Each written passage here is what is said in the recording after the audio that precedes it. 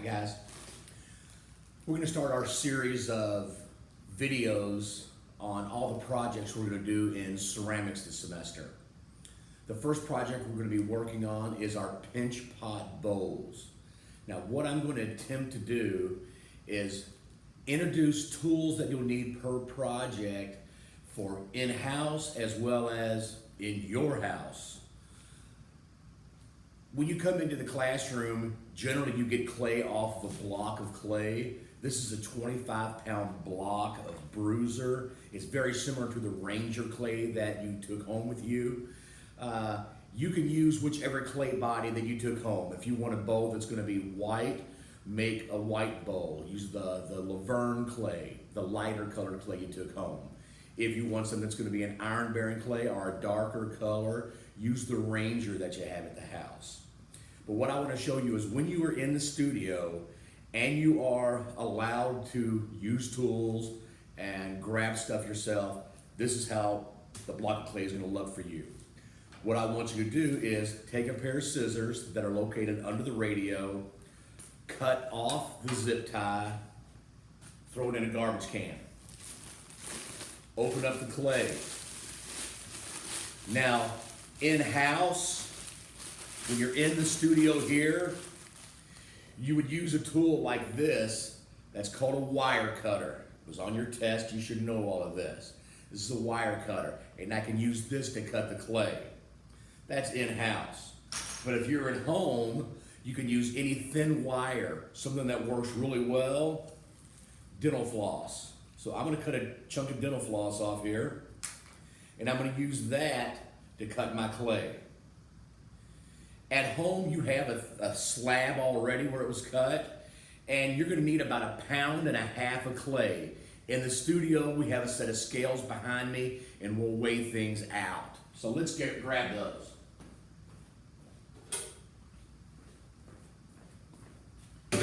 Kitchen scales. I'm gonna cut a block down here that's about 2.5 inches. If I take that chunk off and weigh it, it weighs a little over 6 pounds. When I get through cutting, I always close the bag, twist it, and lay it on the twist so it doesn't unravel and dry out. Always close up the clay. Don't leave it open at home. Don't leave it open in the studio. Air dries out clay. So I've got just over 7 pounds there, or just under 7 pounds. So if I can get a hold of that dental floss, if I cut that in half, I now have just over 3 pounds. I cut that in half, and then I have a cube of clay that's about 1.5 pounds. It's a lot easier working from a cube of clay than it is cutting a thin slab off. If I cut a thin slab of clay and then wad it into a ball, I'm gonna create all kinds of air pockets. And as we discussed in class the other day, air pockets in your clay will be detrimental to the outcome. Air will expand and it will blow the wall out of your piece. So make sure you cut a large chunk and start off with a cube of clay. There are very few tools you're going to need for the first part of this process. You did need something to cut the clay, but other than that, God supplied us with the tools, your hands. Now when it goes to storage and you're going to put this away when you're done, in-house, we use these Masonite boards. They're behind me on the shelf above the wedging table. So in-house, everybody will have a board to put their work on. These are things you need to think of. This board is made out of wood. Wood, just like plaster, will dry your clay out. I need to put a barrier between my work surface and my clay, especially for storage. When I store this, I cannot let this touch paper. It can't touch wood. It can't touch plaster. Plastic would be okay, but if I'm using something different, I don't want I don't want it touching directly to the board. So in-house, Masonite. When you're at home, Any scrap will work. I used a piece of foam core that I could pick it up and move it around with. You can also use a lid. This is a lid to a small bucket, so you could use that. You could use a couple of paper plates stacked on top of each other. If they're thin paper plates, use 3 or 4 to get a little more density out of them.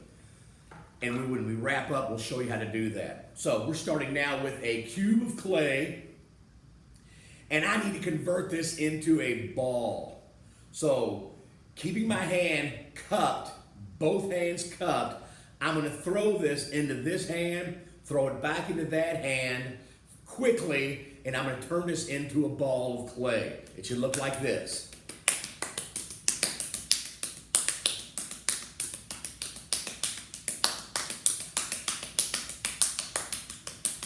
And in just a few seconds, you'll have a ball of clay. Starting with the ball, we're going to lay it in the palm of our hand. Using our thumb, we're going to press our thumb into the clay. We're going to press that thumb towards our palm. You will feel it getting close to your hand. You want to stop at about 5/8 to 1/2 of an inch from your hand. Again, you should feel your thumb getting close. When you feel your thumb getting close, stop pushing your thumb in. You don't want to go all the way through the bottom. So I push, I can feel my thumb, and I stop. I now have 1.5 pounds of clay on my thumb. Now rotate it. You want your thumb to move freely inside. Now this is called a pinch pot bowl. That's what we're going to do. We're going to start pinching this now. We're going to pinch between our thumb and our fingers. The opening here is actually the top of your bowl. This will be the bottom of your bowl. So I'm going to flip this upside down, starting on what will be the bottom of my bowl. I'm going to start pinching and rotating it on my thumb and pinching. And I'm going to do a spiral from here all the way down to the lip. It's going to look like this. Now, I don't want you to start trying to do things as quickly as I do. I've made a dozen or so of these anyway. So just take your time, slowly pinch, feeling and trying to keep the walls even as you go. We're not trying to get them thin right now. We're just trying to open up the walls. And after I've gone from the bottom and pinched all the way around, I now have an opening and something that starts to look like a bowl.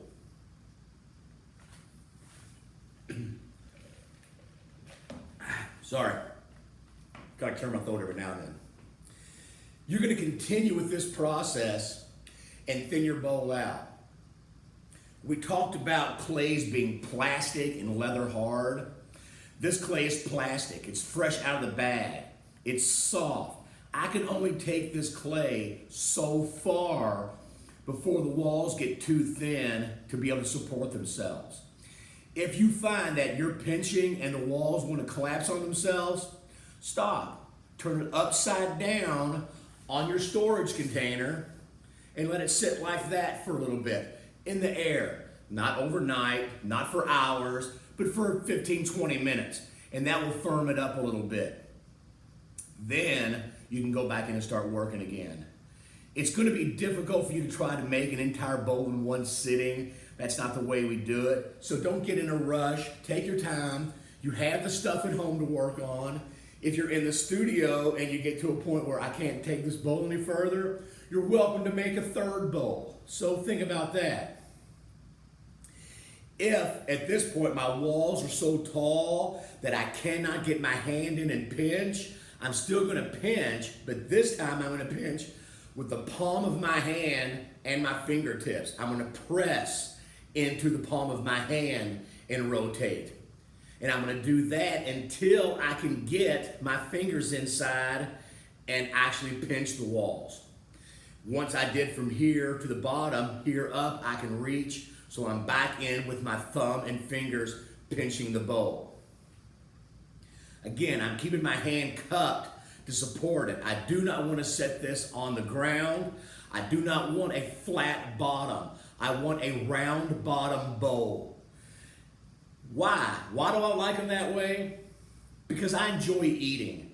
And when my bowl is round at the bottom, I have easier access to the food inside. Whether that be the last bit of milk in my cereal, or the melted ice cream at the bottom, or the last bit of salad in my bowl, and I want to make sure I scoop up all that salad dressing with the lettuce. I have easier access. If I have a flat bottom and a 90-degree wall, it's hard to get things into that edge. So a round bottom makes it a whole lot easier to eat out of. Think of cheese dip. Think of salsa inside there. I have a round chip, boom, I can scoop up those walls really nice. So that's 2 rounds of pinching, and I've got it that far. That's as far as you need to go on the first day. So wrapping this bad boy up, you're gonna need a sheet of plastic also. You can use an old grocery bag, a dry cleaning bag, those all work. A nice lightweight plastic. I'm gonna turn this piece upside down. I'm gonna wrap the plastic all the way around it. I like to put it inside, and I'm gonna set it upside down, lip side down for it to rest. All right? Thank you, guys.